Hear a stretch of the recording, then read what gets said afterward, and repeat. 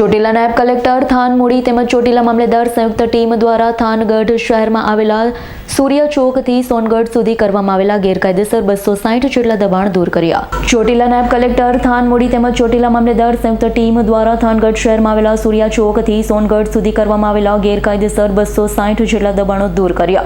થાનગઢથી તરણેતર જતા રસ્તા પરથી દુકાનો, સેનેટરી કારખાનાઓ, દુકાનમાં બનાવવામાં આવેલી ખાનગી હોસ્પિટલ, રહેણાંક પર મોડી રાત્રે તંત્રએ ફેરવ્યું બુલડોઝર. કોમર્શિયલ તથા રહેણાંકનો ઉપયોગ કરનારાઓ પાસેથી દબાણકારો ભાડું ધરાવતા હોવાનું તંત્રને ધ્યાનમાં આવતા તંત્ર દ્વારા કાર્યવાહી કરાઈ છે.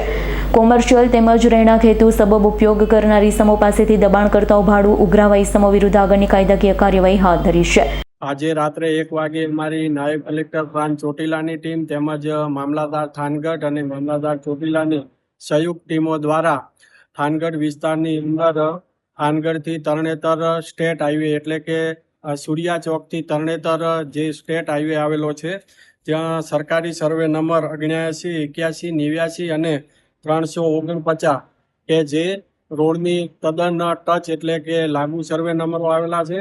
આ સર્વે નંબરો ઉપર ખૂબ જ મોટા પ્રમાણની અંદર કોમર્શિયલ દબાણકર્તાઓ દ્વારા બાંધકામ કરી અને આ દુકાનોનો ખૂબ જ મોટા પાયે હપ્તા ઉઘરાવીને ઉપયોગ કરવામાં આવતો હતો.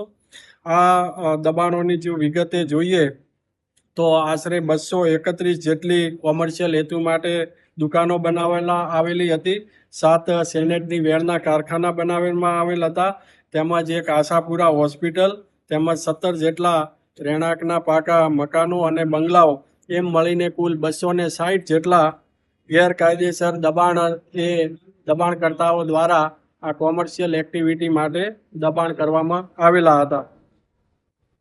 આ જે કોમર્શિયલ જે દબાણો છે એ દબાણકર્તાઓ દ્વારા જુદી જુદી દુકાનો, હોટલો, રેસ્ટોરન્ટો વગેરે બાંધકામ કરી અને અહીંના જે લોકો છે એમને ભાડે આપી અને મોટા પ્રમાણની અંદર ભાડા વસૂલ કરવામાં આવતા હતા. સાથે સાથે અમુક વેચાણ દસ્તાવેજો કરી અને હપ્તા પણ ઉઘરાવવામાં આવતા હતા. જેને ધ્યાને રાખી અને મામલતદાર થાનગઢ દ્વારા આ દબાણકર્તાઓને 61ની નોટિસ આપી સાંભળી, પરંતુ કોઈ પણ જાતના પુરાવા રજૂ ન કરતા આજે આ મેગા ડિમોલેશન છે એની કાર્યવાહી હાથ ધરવામાં આવેલ છે. આ ડિમોલેશનની અંદર કુલ 4 જેસીબી મશીનની મદદથી આ ડિમોલેશનની કામગીરી ચાલુ છે. આ સરકારી જમીન છે, કુલ 52 એકર ઉપર દબાણ હતું અને 52 એકર જમીન છે એ 3 દિવસની અંદર આ કાર્યવાહી 3 થી 4 દિવસ ચાલશે. 52 એકર જમીન કે જેની કિંમત 210 કરોડ અને 26 લાખ રૂપિયા થાય છે, જે તમામ જમીન છે એ ખુલ્લી કરી અને કબજો મેળવી અને ત્યારબાદ તાર ફેન્સિંગ કરી અને સાચવણી કરવામાં આવશે. વિક્રમસિંહ જાડેજાનો રિપોર્ટ, S9 ન્યૂઝ, ચોટીલા. અમારી તમામ માહિતીથી અપડેટ રહેવા માટે જોડાયેલા રહો S9 ન્યૂઝ સાથે.